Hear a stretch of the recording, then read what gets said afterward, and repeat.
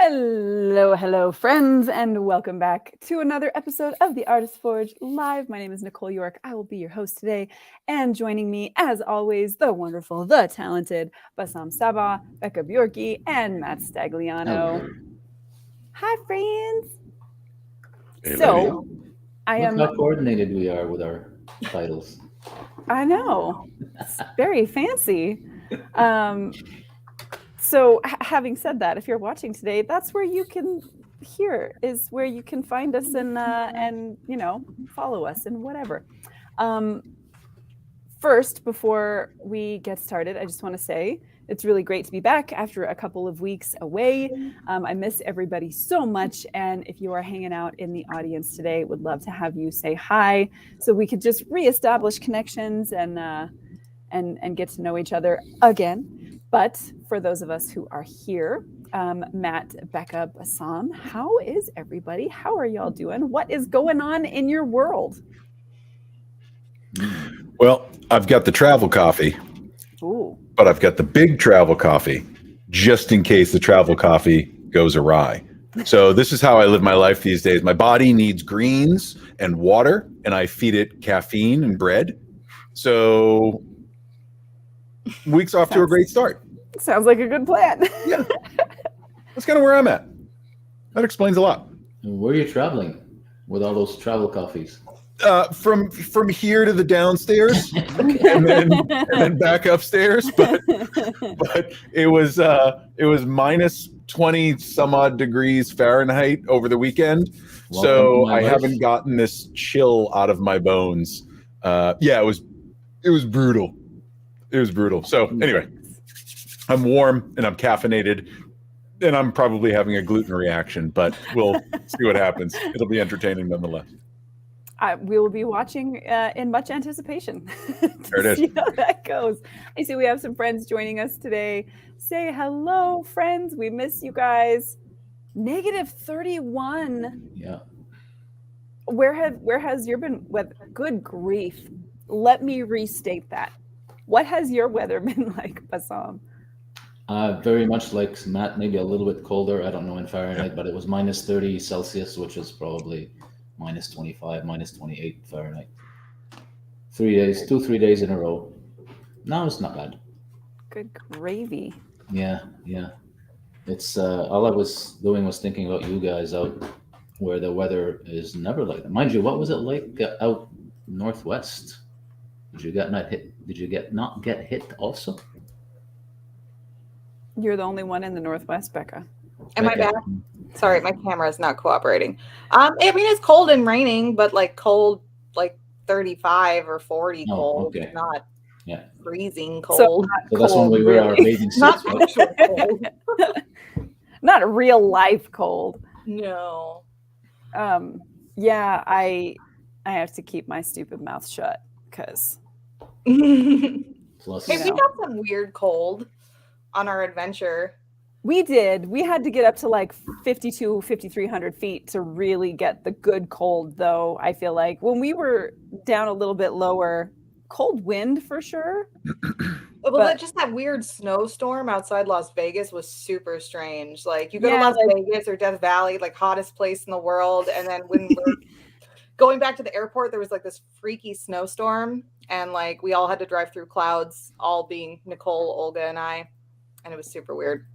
Yeah, I went through at night, so I can't imagine. That was great. Terrifying. It wasn't too bad. I actually came in behind a snowplow, so I was like, cool, I'll just hang out back here, which is good. But I mean, I'm in New Mexico, and yesterday we were outside in shorts and t-shirts hanging out in the backyard. So like what I sacrifice in trees, I get back in sunshine, I guess. So can't complain too much. So Katie is here. Hi, Katie. And Sarah saying that they had -31, so in there into the grossness. Dennis is here. Hi, Dennis. Miss you already. Yeah. So friends, we had a group of wonderful creatives get a chance to join up and hang out in Death Valley over the weekend. And not this weekend, but last weekend. And we hiked around and we took pictures of fun stuff and we had dinner and we did all the things. And then half of us headed back for one side and the other half headed back for the other coast. And the West Coasters, I think, definitely got the better end of that deal. So if anybody else is here today, go ahead and say hi in the comments. I will share them. We want to say hi to you and see how you're doing. Anybody with anything interesting or fun to share before we get into the meat of today's conversation, in which we talk about platforms? Anything fun, excited, cool projects we can follow or share or anything like that going on? Just a whole bunch of things all at the same time, like Matt was telling me, but it seems to be one of those months month of January anyways, where nothing actually happened, but a lot happened, if you know what I mean. Like, no, it seemed to slow down a bit. Starting to pick up again. But I know we're going to get into some deep, thought-provoking subject today, but can we hear more about your adventure today, or would you rather not? No, we can share. We can share adventure stuff. So Becca's probably the best person to start because I came in at the last minute. Well, I knew it was happening, but I didn't expect I would be able to go. My husband just decided to spoil me and just sent me. So, but I mean, it had been going on for a while. Like the plan to do it had been happening for a while, right? Yeah. I don't remember exactly how long. Like it was definitely kind of an impulsive decision for me. I think maybe Dennis, who's out there watching, Dennis is the man, was like, hey, we should do this. We should go on a trip. And then suddenly there's a trip. And yeah. Yeah, I guess I bought my tickets on Black Friday, so it's been a couple months. But yeah, it was a lot of fun. Like I haven't gone anywhere or done anything in a million years, and I definitely haven't picked up a camera in a very, very long time. And I know I personally, and I think Nicole a little bit too, was like, we're not gonna take pictures. We're gonna relax. We're gonna read books in the desert. And that's not what happened at all. We took a lot of pictures, but it was a lot of fun. It was very refreshing. Like I'm still recovering and coming back to real life. It's always hard to go to a place that you're completely removed from all the pressures of your normal life and then have to come back to your life and be like, oh man. But like, it's good. When I got home, I was so glad to be home. But also I was like, man, I already miss my people. Like I miss just meeting everybody for breakfast and chatting, like those kinds of great things. But I have to say, thanks, Dennis. Right back at you, friend. I have to say Death Valley is a really extraordinary place. So I'm really glad I got to go just for the fact of being able to see the bones of the earth, because that's where it feels like you're at. It feels like you've kind of made it down to the bones of the earth, and the rocks are extraordinary and the dunes are beautiful and the salt flats really, really otherworldly. Yeah. So, and then the view from the top is really extraordinary, especially at sunset. So I'm really grateful that we had the chance to go and see that stuff, because otherwise never would have been able to see it. Yes, agreed. There are some really, really incredible photos out there. So yeah. Did you guys have any agenda or plan, or it was just a free, just to go around and see cool stuff and take what pictures we could. Becca ended up with some really fun pictures of me, which is fun because I don't get in front of the camera ever. So that was really fun. And we got to see a lot of beautiful stuff. It was pretty fantastic. Claudia's here with us. Hi, Claudia. So glad to have you. Anything you want to add, Becca? It was awesome. Everyone go on vacation. That's your assignment for the day.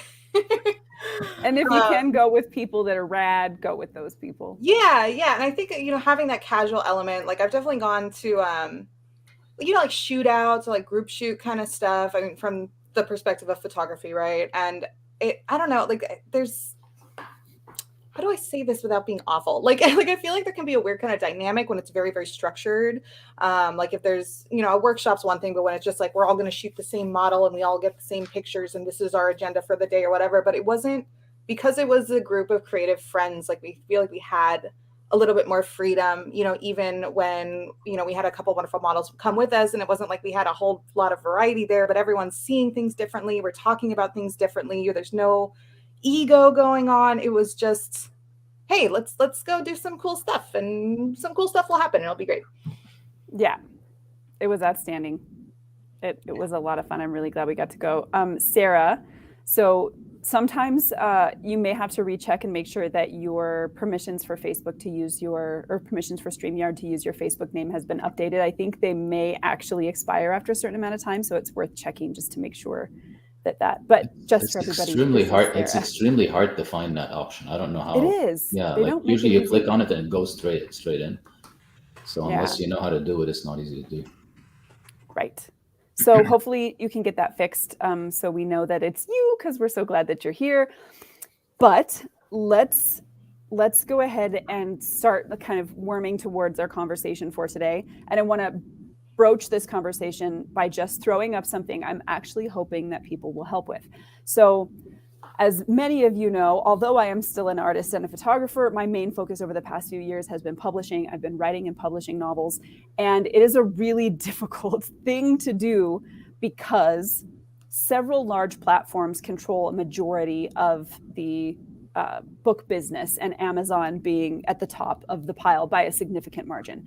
One of the things that they instituted is called Kindle Unlimited, and the idea is that you pay a monthly subscription and you have access to every ebook that is on that platform, and you can read as many of them as you want, all the time, always, as long as you have that subscription. There are many indie authors who will put their books into Kindle Unlimited, in which they receive a minuscule amount per page, and those pages all, divvy up together. So if somebody reads your book through Kindle Unlimited and they read 500 pages, you get paid a certain amount per page. It's like 0.04 cents or something like that. And then all of those add up together as the month go by, and you get a certain percentage of that pot. So for every subscriber that is part of Kindle Unlimited, the authors who get page reads gets a certain percentage of that pot.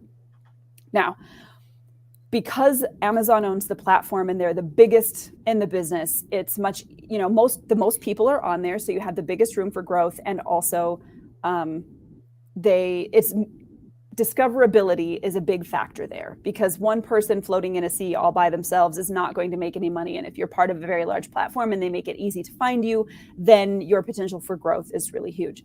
The problem is that Amazon has a terms of condition for using Kindle Unlimited, for putting your book into Kindle Unlimited, where your book cannot be available in ebook format in any other place on the internet. Now, that sounds understandable when you say, okay, they're hosting you and they're giving you benefits for being a part of this platform, like, increased readership and all of that good stuff. However, when you consider the fact that book pirates are huge and they pirate everybody's book, Sarah fixed it, yay. There we go, gorgeous face.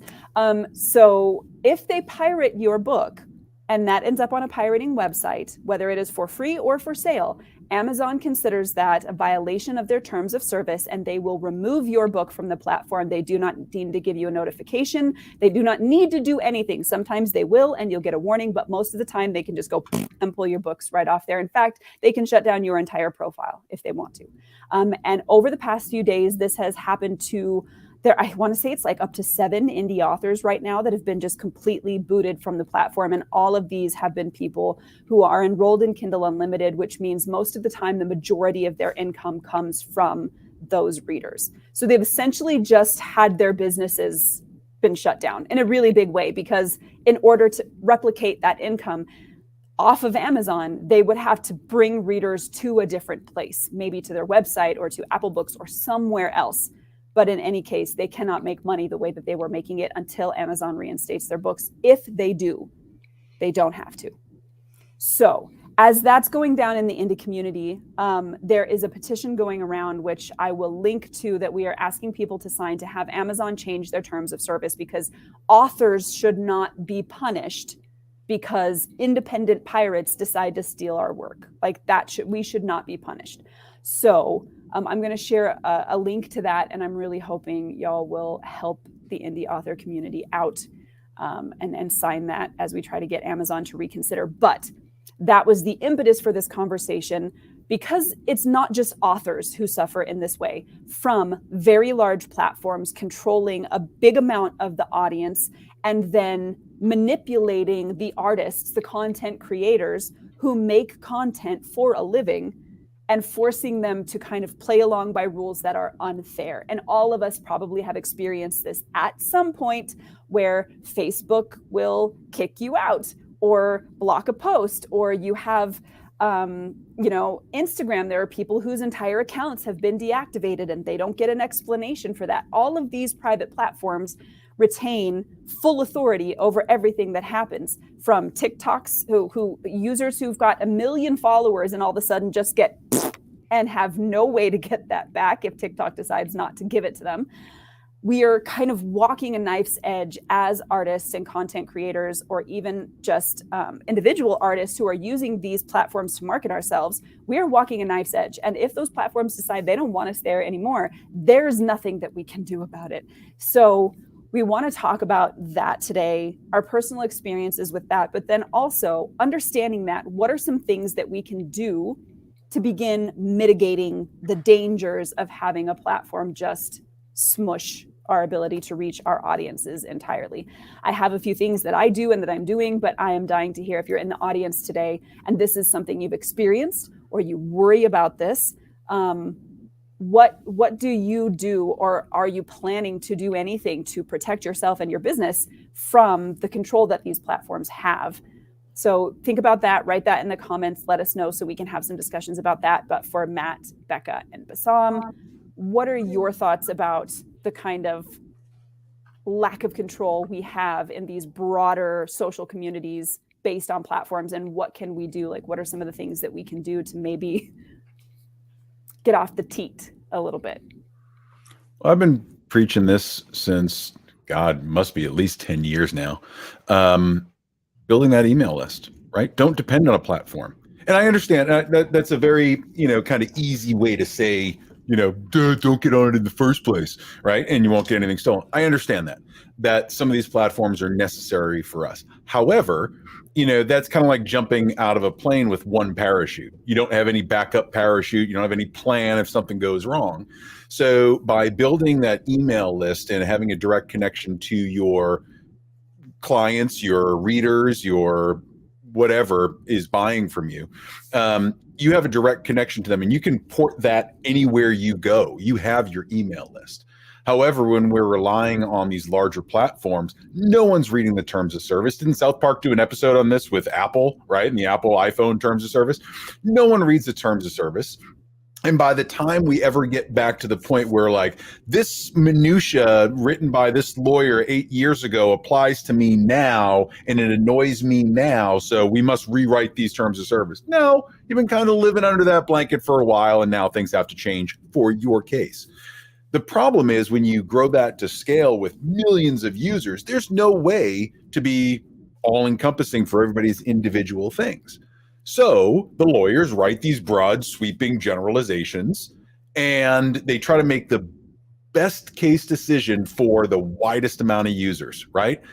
But that oftentimes has the negative effect of affecting so many more people, deplatforming them, right? Having bots and AI and, artificial intelligence making the calls. These aren't humans that are making the calls often. So I always come back to whether it's MySpace, AOL, Alta Vista, right? And we get all the way up to, modern things like Netscape.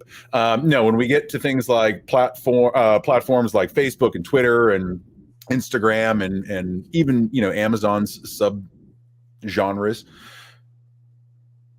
they're not ours to control. So what right do we have to kind of demand that things change? You either use it or you don't. Email addresses, direct connection are the things that keep us connected to our fans and our followers the most directly. That is where your most sales are going to come from.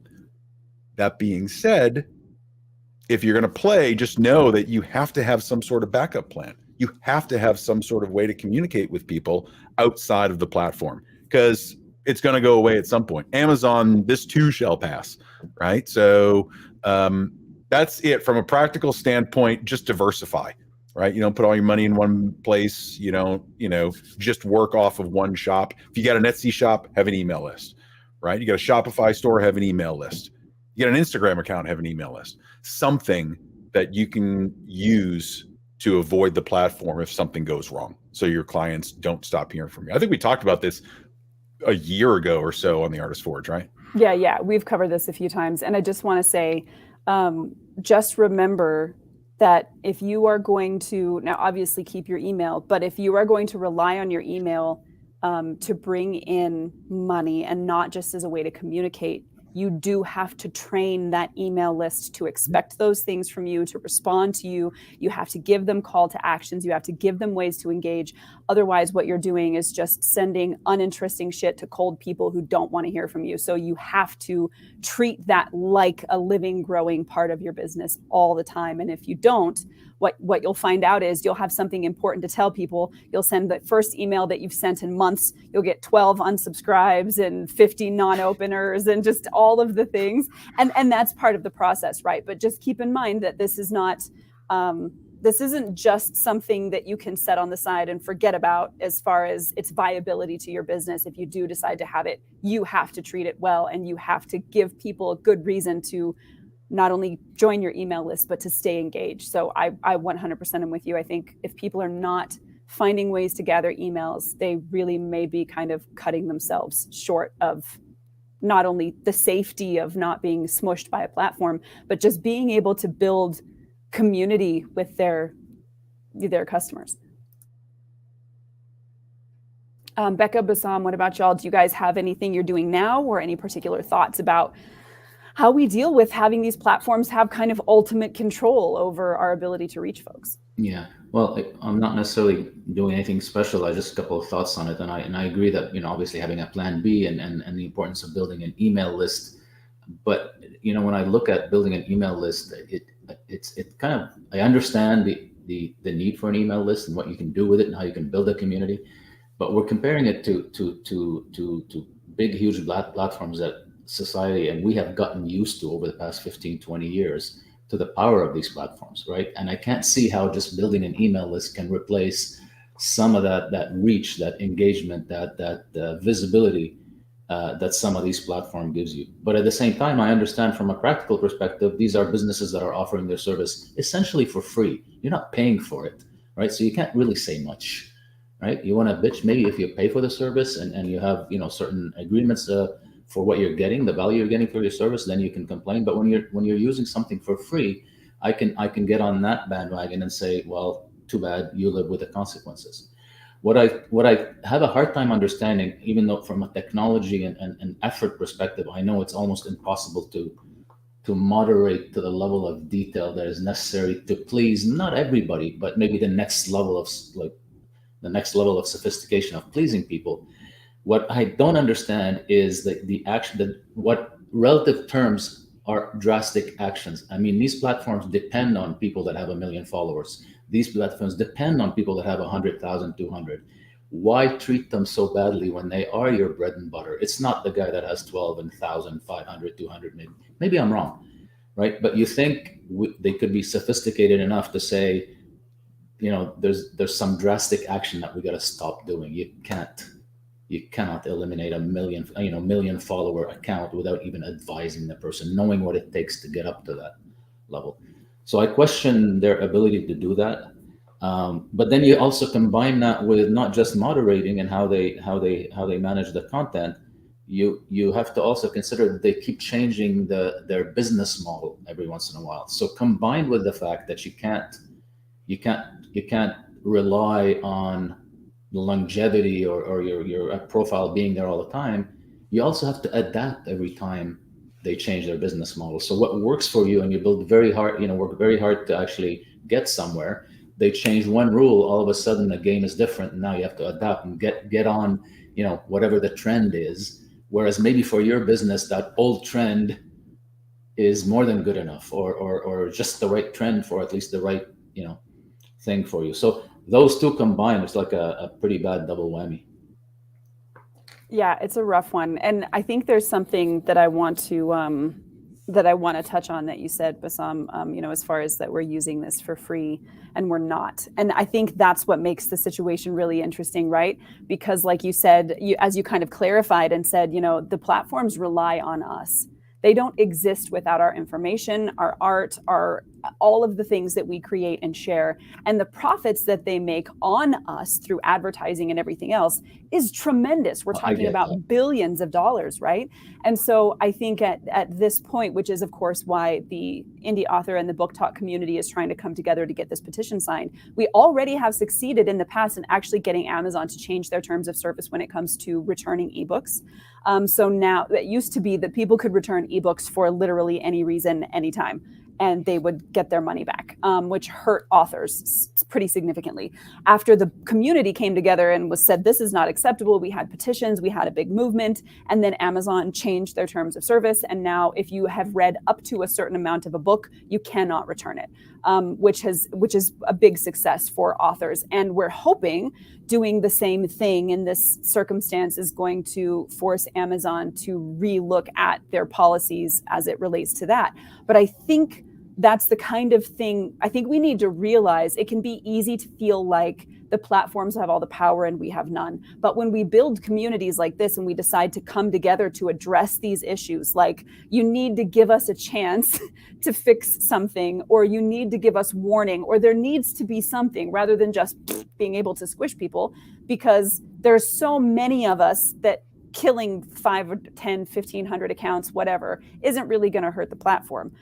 But if 12,000, 15,000 accounts get together and say, we're going to drop off of here if you guys don't get your shit together. I mean, or we're going to hurt your bottom line. We're taking our business elsewhere. We're not advertising here anymore. Those kinds of things can be, big game changers for the platform. So we do have power, and we are providing value to these platforms, even though they're not getting it in the form of us paying a subscription fee or whatever. So I think we should keep that in mind, just as a way to not feel like we're the little guy on the totem pole. It's one of those, we have power in numbers. Makes me think of A Bug's Life. Once one ant stands up to us, then they all might stand up to us.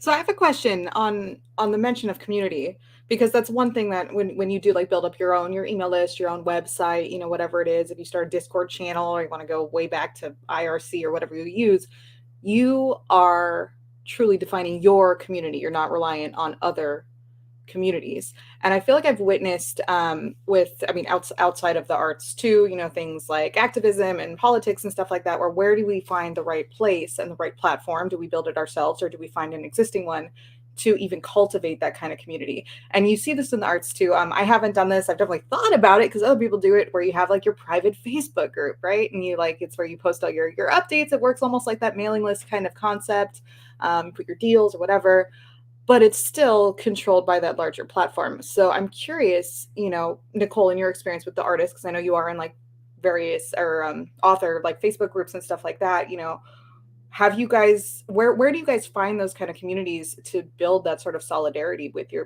peers and your colleagues? That's a great question. So from my perspective, and I'll just kind of run down what I'm doing. And obviously last year I started, but this is the first year that I'm really this is my sole focus, and I'm completely doubling down on this being my profession. So here's what I'm doing. Many authors, you're right, do use things like Facebook. However, a huge portions of the community have been switching over to Discord, which gives the people who run their own servers a whole lot more power over what kinds of things. So you're not going to get a violation for saying a swear word, right? Depending on who's running the platform and what kinds of things they allow. So a lot of people are moving their communities to Discord. I have a community on Discord. I haven't had a whole lot of time yet to really build up a lot of the engagement. I'm just kind of getting people in the door right now because I'm in the final stages of finishing the series that I'm writing. But so that is one thing to think of, looking for platforms that give you control over the servers that you run, and Discord is a great one for that. It does take a little getting used to for people who are used to Facebook. The experience is not the same. It's much more like the early days of going into, like a chat room or something like that. But that is where a lot of people are moving. Another option that folks have is, and this is the thing that I'm I'm doing right now, and I'm looking at another platform potentially for the future, but I've built a members area on my website, and that allows me to have people. So not only do I have people, they have to give me their email address in order to get in there so I can, talk to them and keep track of them. So I have that information to use. But it also lets me share things with them directly that are not going to be lost in something like a Facebook feed or an Instagram feed. I give them a lot of free content. So the first, I think, 70 or so members that are signed up got in the door for free during that period where I was just kind of letting people know that the members area existed, getting them through the door. And then it's now only $5 a month, but people are getting at least a chapter a week of the books I'm writing. As I'm writing them, they're getting exclusive art, exclusive short stories. They will never have to pay for ebooks. So when I have an ebook, that whole members list gets the ebook for free. They will never have to pay for audiobooks as long as they're members. Whenever I have an audiobook, it will go up in the members area and they will have access to that too. So they won't have to pay for that. I'm essentially giving them as many good reasons to become part of my members area as I possibly can. Now, the only downside to that, and I'm with Squarespace, by the way, so if you have Squarespace, members areas are relatively cheap and you can set them up how you like them. You have a couple of different options for either letting people in for free or having them pay. And for free is a totally legitimate way. I mean, folks are on Facebook for free as well. So if you want to do it that way and just give them content that way, that's something you can definitely do with their email address as a price. But there are some other platforms out there, things like Patreon that some people are part of where they can cultivate their community a little bit easier. There's a new platform coming out specifically for indie authors called Ream that I've been looking at that's really designed for that community type of setting. So first thing, as Matt said, email address. Second things, looking for servers that you can control. So something like Discord is a really great option. If you have the kind of website that allows it, members areas can be a really great way to do the same thing. And then, as Bassam said as well, and Matt talked about diversifying, essentially looking at everything as a funnel. And the broadest top of the funnel are these social media platforms, which are essentially a way to let people know who you are. And then one step down from that is getting them to engage with you, getting them to wherever you're at, having them like your thing or respond to your thing, go through a call to action. They take some kind of action, signing up for your email addresses, becoming part of your community, all of that stuff. So instead of looking at these platforms as entire ecosystems in and of themselves where you want to run everything through the platform, which is what they want you to do, look at them as the kind of big fishing net that you're gathering everything to yourself and funneling people toward places that you can control.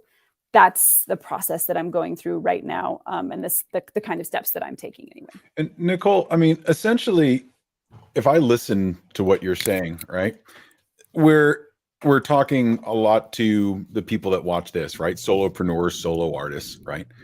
But there's something to be said for the amount of time that you're allowed to get back when you're not doing all of those things. So while we say, we might not have the money to do this, that, or the other, hiring a marketing agency or a PR agency or someone that knows the platforms, knows the audiences, can target your information to the right people at the right time, there's benefit in that. I don't have one. I would love one. I'm actively searching for someone to do social and some marketing because it falls by the wayside for me. So, a lot of what I'm hearing from you in terms of being a solo author that's trying to market everything, you're trying to build your own community, you're trying to do all the things and also write books, right? We're expected nowadays to be experts in all this stuff. And there's no reason to be. I want to be an expert at photography. I don't want to be an expert at marketing. I don't want to be an expert at social media. I don't want to be an expert of having to read terms and conditions for whatever platform I'm signing up for, right? But there's no harm in saying, I don't know how to do this. This is all confusing. I want to pay somebody to do it. Just understand that you will not most likely gain the visibility on any of these larger national or worldwide platforms without a little bit of help, unless you know how to do it 100% yourself, right? And the hard part about that is there's a lot of charlatans out there that says, I took a course once on Creative Live and now I'm a life coach. And that's not the way these things happen. Find people that are succeeding, figure out who their agencies are, right? And I know I'm off the topic of platform, but what I'm saying is if you want to play in those spaces and really get some of the reach that you're looking for, you kind of have to hire experts to get in there and dig around. I did it for Google ads. I'll do it for Facebook ads, right? Because I don't know how to do it. I'm not going to be doing it right. So do you have any insights to whether people that are using agencies versus the solopreneur, is there any difference there? Are you seeing any trends with, agencies moving to Discord or doing things outside of the box that are helping smaller independent authors? I'm not talking the J.K. Rowling. I'm talking the Nicole Yorks, right? Even though your stuff is better. But I'm just saying, like, have you seen any trends like that with people starting to hire groups? Is there, a move towards, I don't want to do it myself and I'll virtually grow this team? What are you seeing in that community? And kind of a sub question to that is what is the trend in that respect? But also, would agencies or people that are experts at this, that are more expert than say I am or you are, can they avoid some of the pitfalls of these, like, what Instagram and TikTok and Facebook can do to you because they feel like it? I mean, do they manage that aspect of it or protect you from it? Yeah, for sure. So first of all, can they mitigate the dangers of you being on these platforms? Yeah, they absolutely can, because they have a lot of specialists who know when an algorithm changes or when terms of service update. They know how to navigate all of that stuff. And so when they go to post for you, they are very carefully, moving according to those terms of service. Now, does that mean that they're always going to be successful? Of course not. But it definitely mitigates that for you and gives you a lot of time back. And we've talked about that at all, being really careful where you spend your time and make sure you're spending it in places not only that you want to spend it, but that you're skilled enough to make those things happen. As far as how that works in the indie author community, and how I've seen it work as well in other artist spaces, is essentially those of us who are still sitting at the bottom do not have the funds to put into paying somebody else to do things for us yet. And so most of the time there is a threshold. And once you reach that threshold, almost the first thing everybody does is drop down again this much income so they can take all of this and funnel it towards an author's assistant or something like that. Somebody who can take over some of those roles and specialize in things like growing your TikTok account by sharing certain kinds of posts, or managing your Facebook posts, or managing your Facebook group, or whatever it is. I've also seen people rely on members of their community that are already super active. Pratik is a fantastic person to look for advice for this kinds of thing, because he does it brilliantly. He'll make something wonderful. He'll build a community around that. And then he'll find the people who are the most engaged, the most excited, the most passionate, and say, hey, do you want to get on board and help this thing grow? Which is a fantastic way, because often people are looking to be leaders in their community and they're looking to have that kind of influence. And so if you already have a community that you're building, allowing somebody to step into an authority role in that place, whether that's an admin of your group or somebody who posts at least 3 days a week or whatever, to take some of the weight off your shoulders, that is something, definitely an option that you can do, and that some authors have done. Everything from their editing to managing their Facebook groups. And then once authors have reached the point where if they were to put more effort into managing it themselves, their income would drop.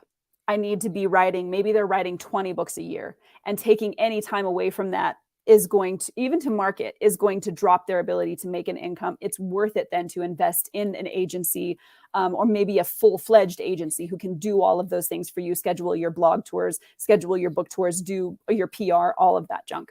But like I said, there are thresholds of income that most of the time we have to meet in order to make those decisions.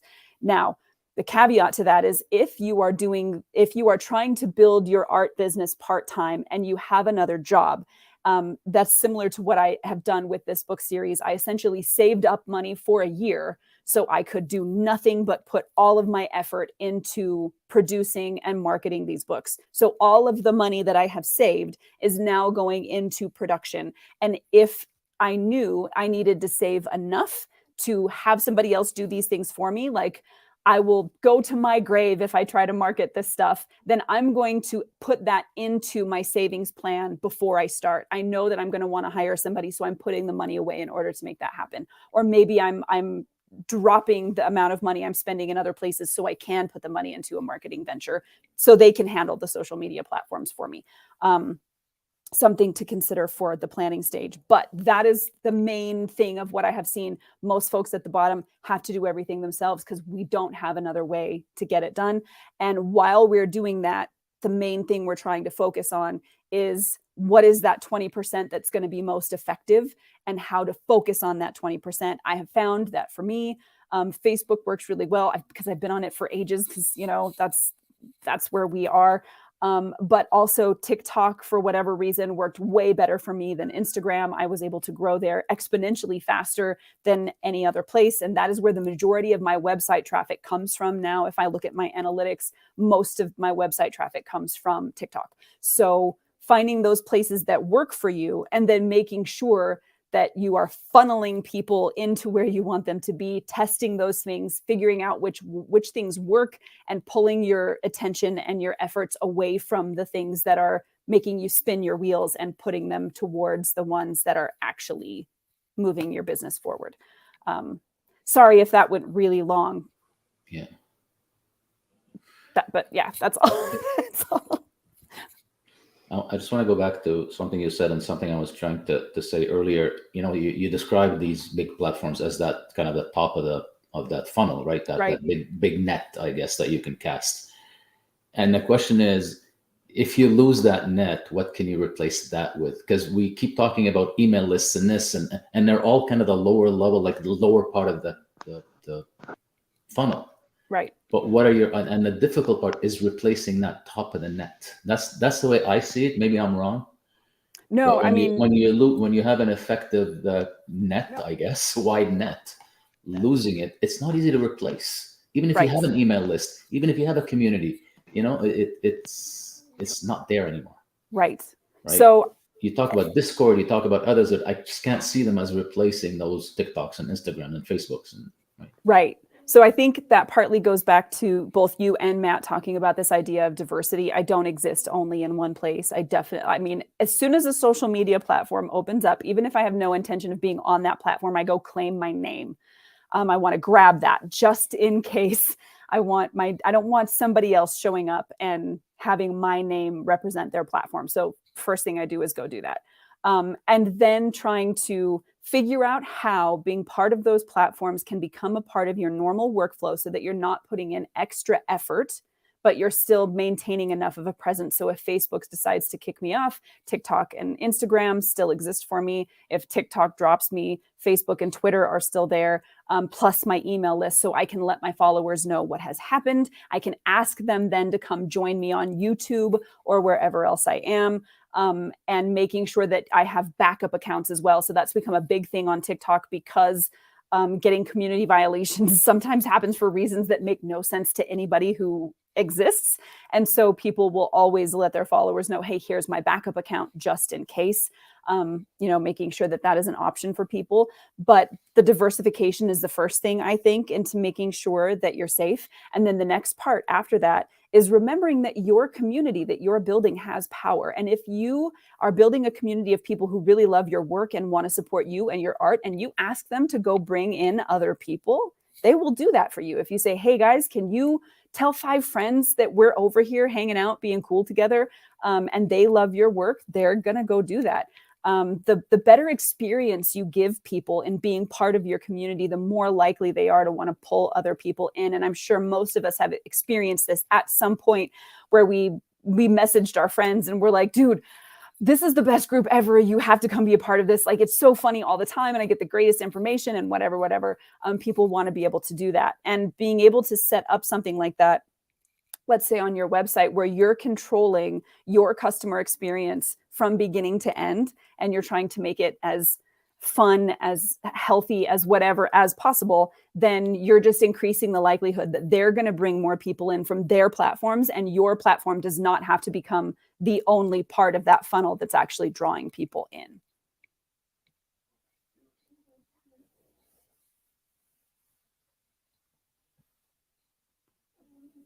Yeah. I want to know from our friends in the audience, is this something y'all are thinking about? Have you been doing anything about being kind of beholden to these platforms? If you are, please share that in the comments. The more information we can have and share, the better our likelihood of being able to protect ourselves as artists. So what about you guys? Becca, I know that you have a presence in the Reddit community, and like that has been a source for you in the past for, you know, commissions and other stuff. So do you find Reddit to maybe be, I know that self-promotion is one of the big no-nos. So do you find that to be a place where you might be able to get people to move around, that's maybe less dangerous than somewhere like Facebook or TikTok? Less dangerous? Yeah. But balancing the lack of self-promotion, I think it's, you know, it's delicate, right? Like even today I linked to a picture on like Imager and got my comment removed by mods. Which, well, it wasn't even self-promotion. It doesn't even have my name on it, but you know, there are rules you have to play by. Like I do love using Reddit and sharing art and, you know, thoughts and discussing and meeting people on Reddit. But it is one of those kind of platforms where you have to trust people to be internet savvy and do extra homework if they are actually interested in anything. But it is, I think, less dangerous in the way that things like Instagram or Facebook or TikTok are. And especially because a lot of the rules and stuff, every subreddit has its own set of rules and etiquette and whatever. It's usually listed out pretty clearly, so you know what you're dealing with without having to read 4 pages of lawyer speak. But again, it's a very different kind of platform. I don't think, like, you know, if you're like a portrait photographer, you shouldn't just be going and spamming family portraits all over, you know, something that's focused on like fine art. You know, it's more niche. And if you find the right niche, it can be great, but it really is dependent on what it is exactly that you do. Yeah. So let me ask you another more specific question, Becca. Right. So when you decided to sell your art on Etsy, is it the Etsy store that you opened, right? How did you manage that traffic? How did you, because you're saying you're getting some kind of success there, right? So how did you say, hey, okay, I'm putting my stuff on Etsy, I'm opening a store. How do I get people to buy? Or did you just rely on Etsy's own engines? Or 100% Etsy, just 100% again, Etsy? Okay, I'm 100% Etsy. I have not promoted it at all. Yeah. You know, it does have my name and my website and socials and stuff attached to it. But I have so far relied entirely on Etsy, mostly because it was an experiment for me. It was impulse decision, like, let's open an Etsy store and see what happens. But Etsy in particular definitely falls into that dangerous category of platform. They have very kind of strict terms of service about sending people to outside websites. Okay. So like if I were to like give someone my email address or my website in the messages and somehow their admin or whatever picked up on that, I could have my whole thing shut down. And I could try to fight it maybe, but I'm breaking their terms of service. Like even I originally had my website, my portfolio, and like my header image, went and took that down because that's pushing outside their platform, because they want you to stay on the platform, so they then get their cut of your sales. So anything that can, I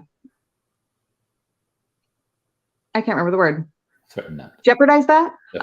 Will it gets your store shut down. And so things like collecting an email list directly off Etsy, I'm pretty sure you can't really do that. I mean, you can be sneaky about it and go through your customer list and like go get their email addresses, but I'm sure that's going to violate something and piss some people off. Etsy also, I had an interesting experience maybe a week or two ago.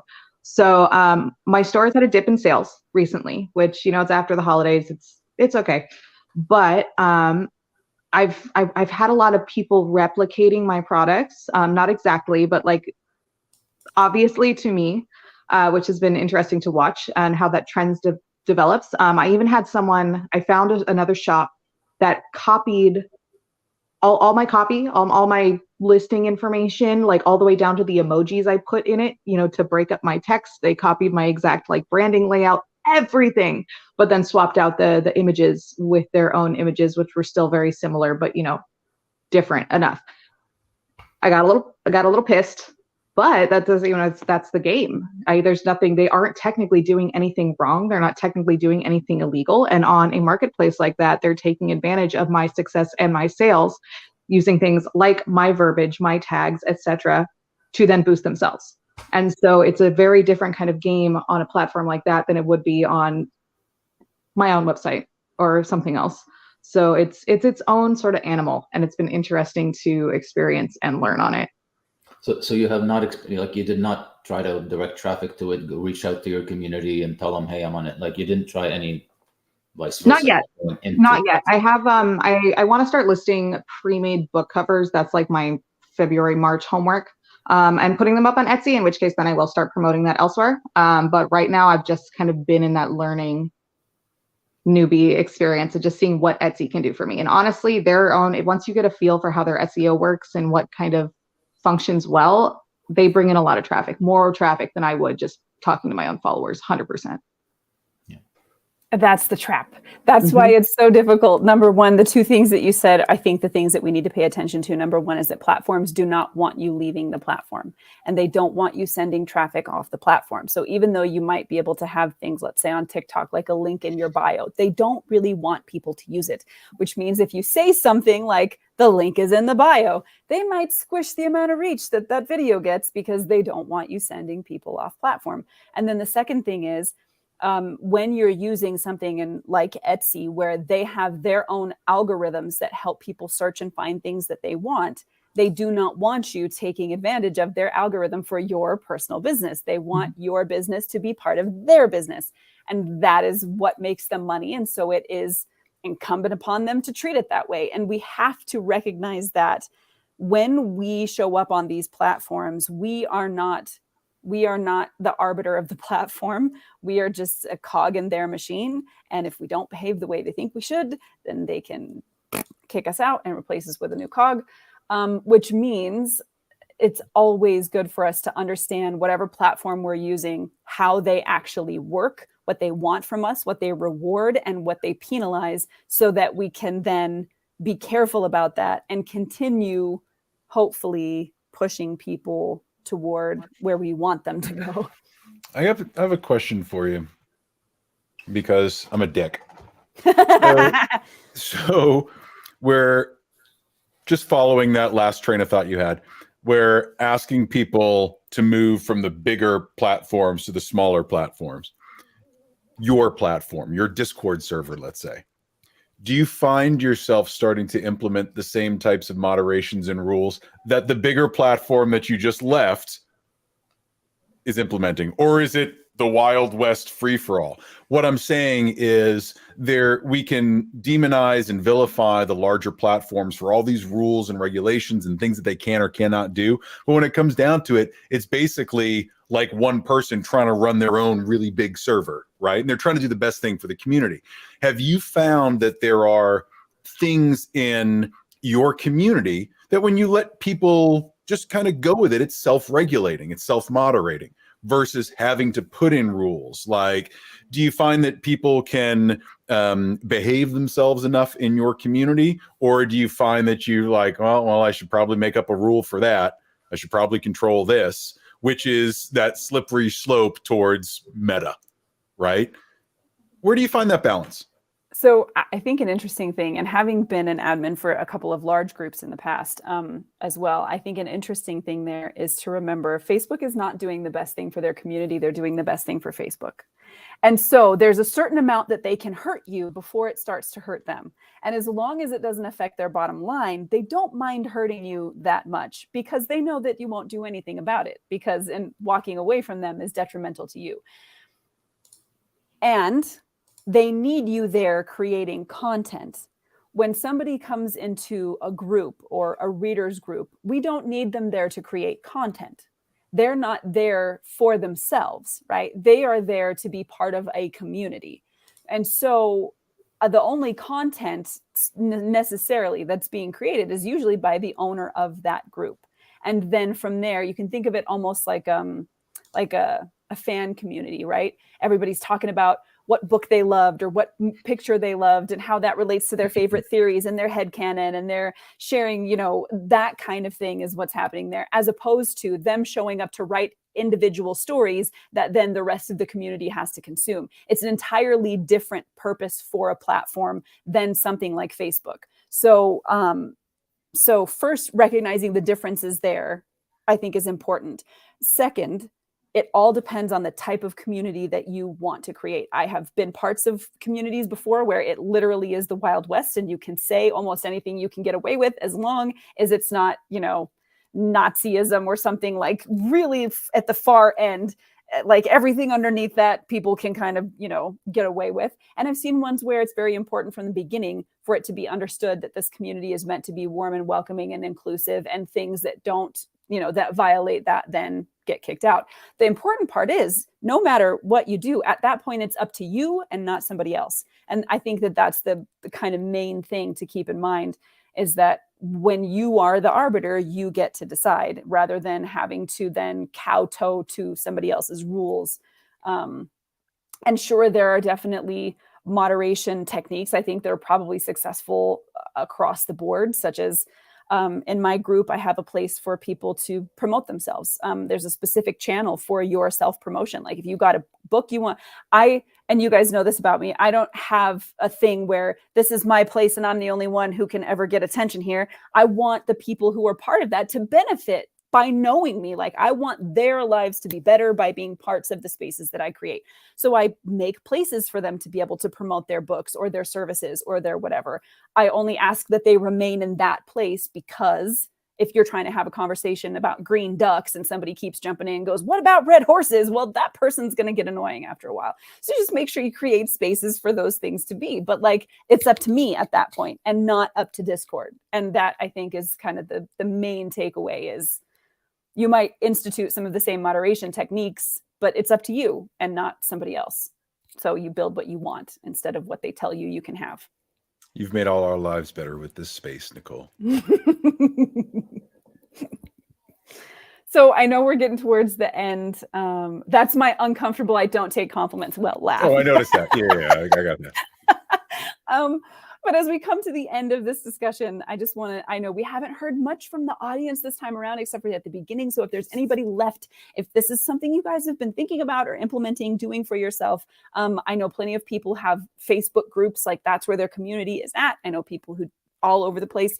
I would love to hear from folks, especially if you're doing something like running a Patreon or somewhere like that, where you've built a community in that space. It'd be really interesting to hear and how you handle things like this. But any final thoughts from y'all on this idea of being able to have control over our own platform, future, community, social space, reach, whatever you want to call it? Is the in-person brick and mortar networking fan club meeting at a Barnes and Noble, is that dead? Like, can you build a real life, an IRL type of fan club rather than just being digital? Do you find any success with that? It's great for things like coming in the okay. When I was doing primarily photography stuff, we had group shootouts and we had people who met every Saturday for brunch. And we had, still absolutely something you can do. Like Becca and I just met up with folks in real life. And if we lived closer, I know Dennis hosts events relatively often at his home where everybody gets together and hangs out. So absolutely still something you can do. Authors definitely do this. It's obviously a little bit more difficult in an author space. So as a photographer, I might be able to sell one photo for 12, 15, 20, whatever $1,000. I can never sell a book for that much. And so I have to gather a shit ton of readers from all over the place.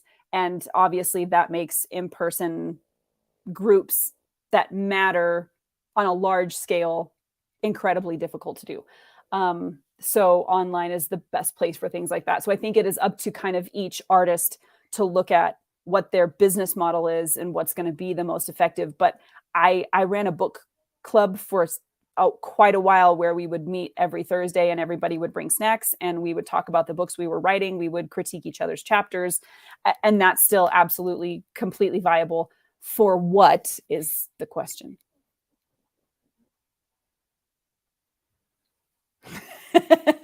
Got it. Yes. Any other thoughts, guys? So I'll admit to being way behind on the running my own personal platform train. I won't pretend that I have put together a good email list or done anything in a long time, which I think maybe it's worth saying if anyone watching or even you guys too, like it just feels like a lot of work. Like Matt mentioned, there's that opportunity cost, right? Like I'm just going to hire someone else to do this. But if you're like me, and I think Nicole, where you think I can do everything, I have the internet and I can learn how to do everything myself. If that is your approach, which I know I'm guilty of, and finally unlearning, scheduling what I have dubbed bureaucratic bullshit time is absolutely essential. Like actually time blocking that time out to do the things, to update the website, to do the email list, to sit down and like take the Coursera class on Google Ads or, whatever it is, instead of I'm going to get to it. But first I got to finish this picture in Photoshop or whatever. Actually scheduling that for yourself like once a week is dramatically effective. So if anyone out there is a DIY crazy person like I am, do that for yourself. Do yourself a favor, please. I know Kat is hers Mondays, her admin day. Kat has one day a week. Yeah. Where make the time. Give yourself that assignment and don't keep putting it off. Yes. I'm going to grab Claudia's comment really quickly. She says, I know of an author that had a membership for people that wanted to be part of the writing process for her last book or newest book, I'm assuming is what you're saying. She did it by chapters and would do lives and did a signing book party and giveaways. This was before the book was even finished, and on Amazon it was pretty successful. Yes, Claudia, this is literally what I'm doing right now. I'm literally writing a book, a chapter at a time, that's going on my website. The audio, the narrator is actually narrating first. Okay, yes, for her first book. The narrator is actually narrating a book at a time live in our Discord group, and then that is going up on my website for my members. So yeah, that's exactly the same thing I'm doing. And if for photographers or artists, you might think about this something like putting up each draft of work. So if you have a members group, maybe they get to see your thumbnails and then which one you chose, and then your first rough sketch and every kind of step in the process from there. A lot of creators will do things like share their PSDs. So if you do retouching and that's heavy part of your style and your workflow, that might be something that can go up for your community as well. Dustin does great stuff in his communities like CG Hacks and other communities he's been part of, where they maybe just will randomly go work live and you can show up and he may be working on something and you can chat with him while he works on a render. Those kinds of things really give people a good reason to show up and be part of the process. So yeah, those are all fantastic things that people can be doing. Any final thoughts from you, Bassam? No, just the fact that I'm kind of way behind everybody also in terms of building my own, let's say, community or funnel or whatever you want to call it, an email list and so on. But in my plan to increase my volume in photography, it's either zero social media, which is what I'm doing right now, because I've if you look at it, it's like I post once every 2-3 months nowadays. I was a lot more active before. It hasn't made a difference in my business, by the way. I'm actually growing without that, right? But so it's either zero, but in my plan, I also plan to hire somebody to do it properly, right? Because I find it's not a matter of just finding the time to do the administrative stuff. It's just that to be successful, you have to be you have to know the nuances. You have to actually know what it takes to be successful at anything you do. And I'm not in that aspect of it. I don't have the patience and I'm not there yet. So the only way to do it is to hire somebody. So that's why it's 0 or 100 for me. It's not like I'll keep doing it until, because I just have no interest in doing it, because I know it's not going to work unless you do what it takes to do it. Right? That's a great point. Yeah. I have a thing about doing, they say that if somebody else can do it 80% as good as you can, you should let them.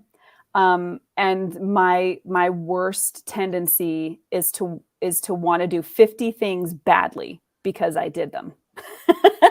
And it is way worse than doing 2 things well and nothing else than doing 50 things badly. Like, do the 2 things, focus on the areas that are good for you, let somebody else handle. But there's a difference between, if somebody can do it 80% as good as you are, it's draw the line there and go ahead and delegate. Right. versus hiring somebody who can do it 150% better than you.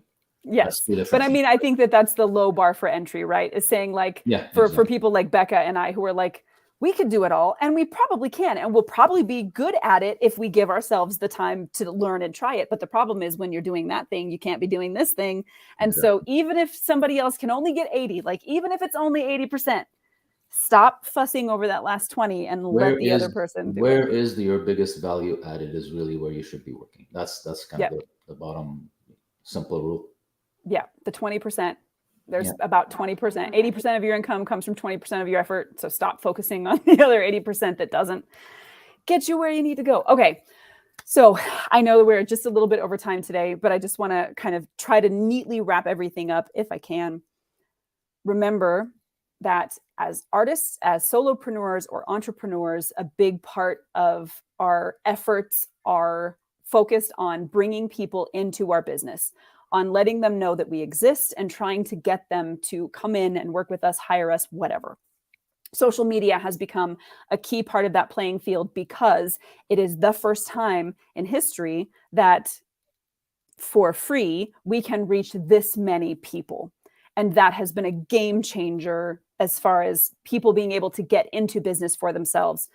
However, those platforms always control what happens on their platform, and they want to do what is best for their platform. So it behooves us to, first of all, understand how these platforms work and where they benefit, so we can understand how we can change the way we behave on them so that it benefits that platform and in turn will benefit us on that platform, but also understanding that we have no ultimate control over whether or not we get to stay there and how algorithms change or if something will shut down or decide to shut us down. So as we do those things, consider where can we be funneling people? If Facebook and Instagram and everything else are at the top of the funnel, where are we bringing them to a place that we own, that we can control, where we can communicate with our customers, our communities, et cetera, in a way that makes them glad to be part of our sphere of influence and makes them want to continue hiring us, shopping at our stores, et cetera, et cetera.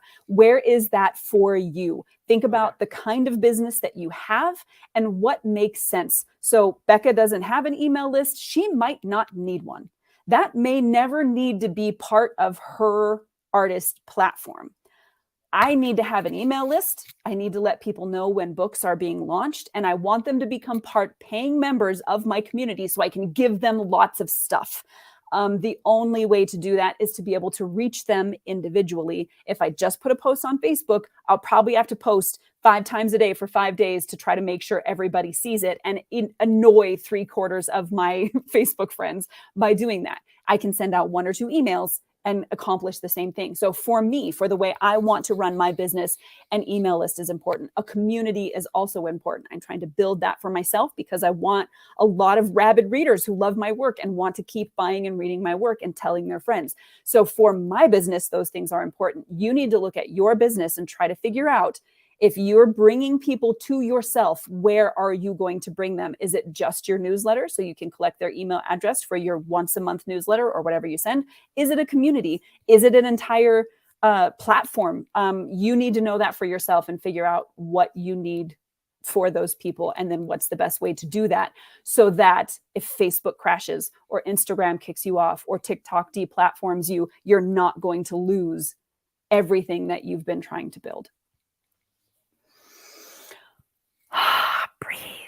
All right. That is it for today. Hopefully the conversation was helpful and you took something valuable away from this, and at least gives you a way to think about how to move forward so that, unlike these poor indie authors who have been dumped by Amazon, and I checked just recently, there are 17 in the last day or so that we know of, and that's just that we know of, that are part of this group of people who are helping to try to bring attention to the fact that Amazon and Kindle Unlimited can just your career if they decide to. So that you don't end up in that space, take care of yourself that way. It's no good. Go sign that petition. It is linked in the comments. If you look back through the comments, you will see you can sign that petition, help these indie authors, and hopefully get Amazon to change their terms of service. And then look at that for your own life and figure out, if Facebook died today, where would you be? what would you need to do in order to maintain your business, or Instagram, or wherever else, and take care of yourself. Until next Monday, take care of you, go make something amazing, and we will see everybody next week at the same bat time, same bat place. Bye, friends.